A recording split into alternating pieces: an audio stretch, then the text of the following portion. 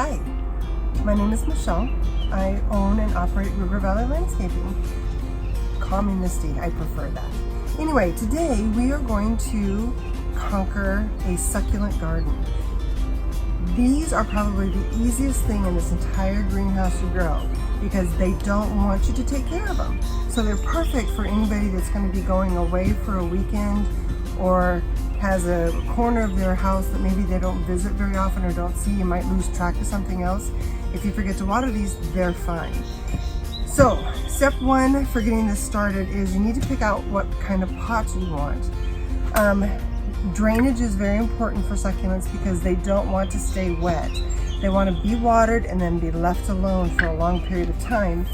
And when I say a long period of time, they can probably go a week to 2 weeks between watering, which is why I tell you they're going to be so nice to leave them alone and not have to worry about it. When you're picking out a pot, the most important thing is the drainage, as I said. So you're going to want something that has a hole in the bottom of it, but you don't want the dirt to go through it.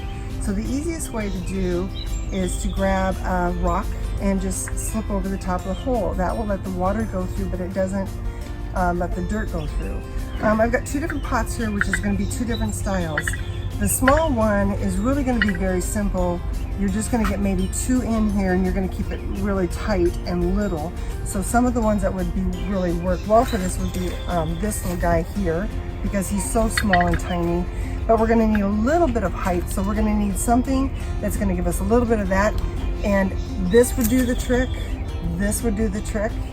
If I was going to pick between the two, I would pick this one because it's got a completely different texture, a completely different color than the little one. So when you put them together, they have a nice contrast to them and they'll pop and they'll show much better.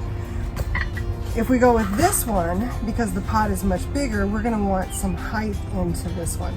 So I would go with something sort of like this that would give height, and then again I would come in with the little ones, and I'm always concentrating on keeping the contrast of the colors different, the texture, the shape.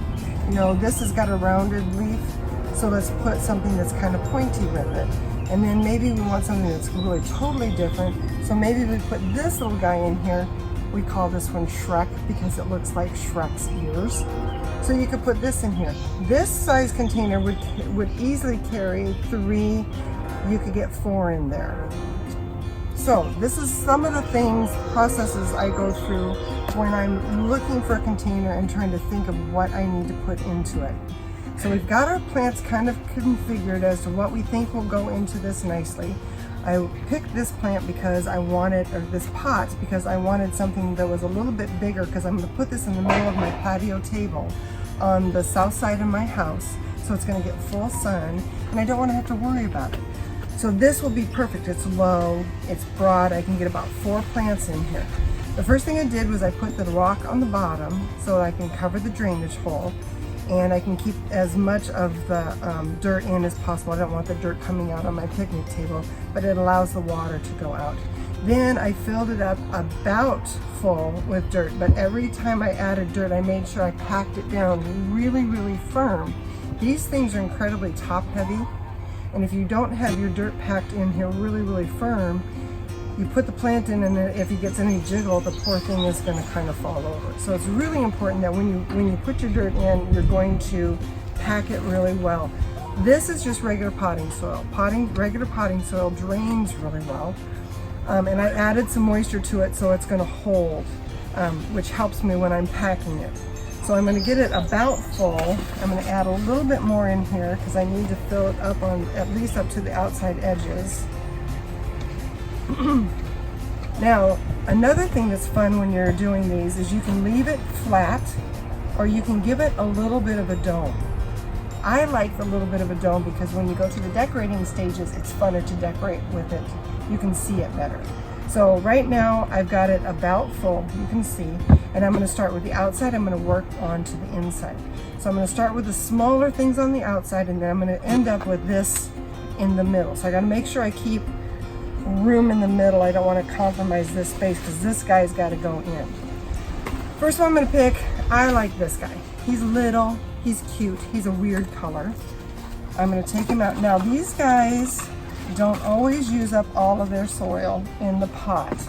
So I'm going to take him out. So he's really only got about this much of a root system, which is awesome because I can easily put him right here on the edge, and it doesn't take much to get him in. Now I'm going to go across from him. I need something that's going to contrast with this guy, and I want something that's a little bit bigger. He's going to be my smallest one. I'm going to keep building up in size until I get to this size in the middle. This one will contrast with him nicely because of different color, different shape. So he's going in next. Put my pots to the side, and I'm going to knock off as much of this as I possibly can so that I can get him in my pot and not take up a lot of room to get him in there. So I'm going to knock off a bunch of dirt. This doesn't hurt them at all. As long as you don't rip those roots apart, knocking off the dirt doesn't bother them at all. Also, since I pulled them out, I've noticed these on the side here are little babies.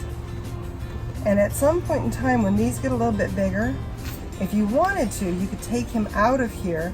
You snap these little ones off, put them in their own pot, and you've gone and created more succulents that you can use in other places. So I'm going to put him in about across from him, a little off center. I'm going to dig a little bit of a hole. I'm going to set him in. Then I'm going to start pushing the dirt around, and I'm pushing in really, really hard to get him really, really set so he doesn't move. Now let's go over to this side. Something that's a different shape altogether again. Why don't we use this one? I like the color. It's got the red in it. This one's got a little bit of red. So a little bit, something different, but still keeping with this whole look. And he's going to go in here. And again, I'm pushing in pretty hard. I'm going to add a little bit of dirt around him to get him good and set. Now, I think we're ready for the big guy in the middle. So again, I'm going to take as much of this off as I can so I don't have to take up a lot of dirt out of the inside. Of all of the ones I got to make sure I get good and packed, this is the one because he's so top heavy. So I'm just creating a void in the middle here. And I'm going to get him set in here. And I'm going to start pressing him in.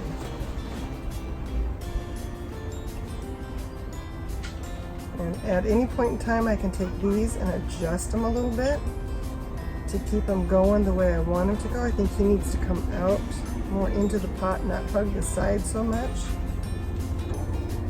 Then, when I get them all done, I'm going to create a couple of little mounds with the dirt because it's got to look like a terrain, like it's a natural setting, and nothing is perfectly flat. So I want there to be a little bit of hills and valleys. I know it's a small pot, but if you can do that, it's more interesting. It has a little bit more character. Funner.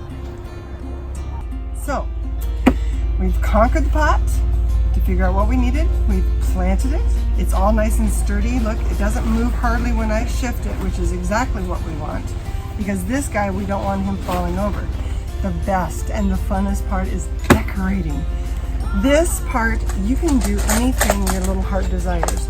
These are some of the things that I always have on hand when I do succulent gardens because they're easy. These are polished rocks, and I get these in the floral department. I get them in the fish department because people have these, they put them in their fish bowls. So they're pretty easy to find. They come in all different sizes and colors. This is again in the fish department. It's fish gravel is all it is. It's just a polished, clean pea rock.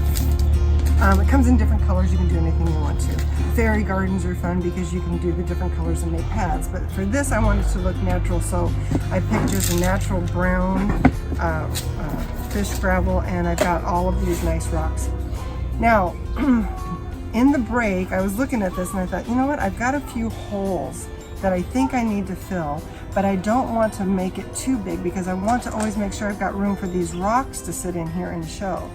So this is one of my favorite fills. This is just hens and chicks.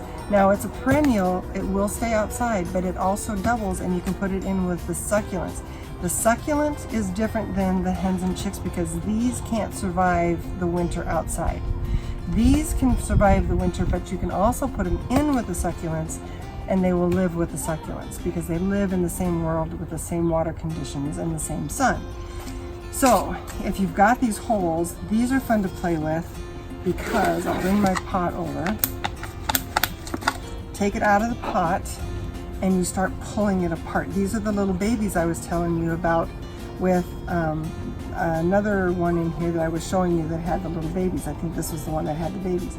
These are all the little babies, but you can pull these apart and it looks like I'm killing it and it looks like I'm making it, you know, gonna destroy it. But actually, it's good for it because they get so crowded in here that they actually will kill each other out. So I'm making little clusters. Now I'm only gonna need maybe 2. So I'm just gonna pick another one of these and I'm gonna try and gently pry him apart and break him off.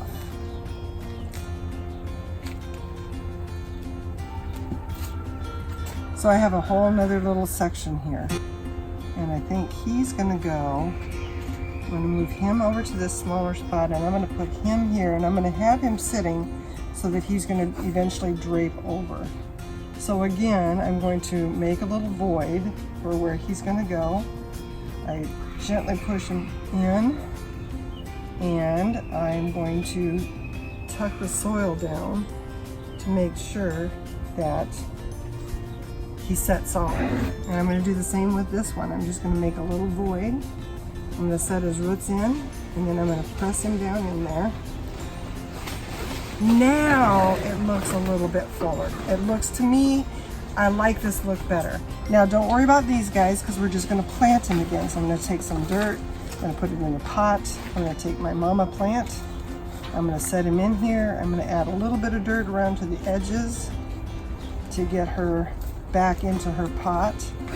And she will never know that she got taken out. So she's all good again. So we'll set her off to the side and she can be used for something else. Now, we're ready to really decorate. Okay, first thing we're gonna do is we're gonna take the pea rock. Now I use a simple container like this because it's got the spigot and I gotta get into these little places. So, and I start inside and I work out. So I'm gonna pour it in pretty thick and heavy.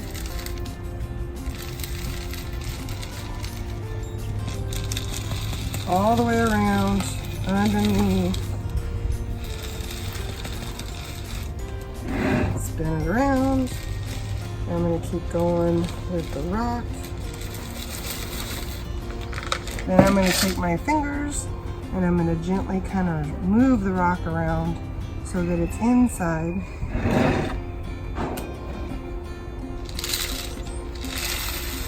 Whoops. Not to worry, I'm going to get all of these rocks kind of pushed in and around, nestle them into the succulents. The rock will also help secure them in so they don't wiggle around so much. And it just makes it look like it's just fresh out of the desert. Okay, so we've got it all covered. There's no dirt visible. And now I get to play with the rocks. And all we're gonna do is find a spot that looks like it needs to have a rock pressed into it. These also work good. I don't have anything that's really tippy, but if you had something that was kind of non-stable, you can take the rock and kind of push it into the base, and it kind of helps hold the plants in place. This is also the best part because once you get it planted and you've got your kids, if you've got little kids, I've got grandkids, I let them start putting rocks wherever they want to. Light ones, dark ones, and every rock that you put in has to have a little friend because they don't like to travel alone. So we always want to put a couple together. And there, we're done.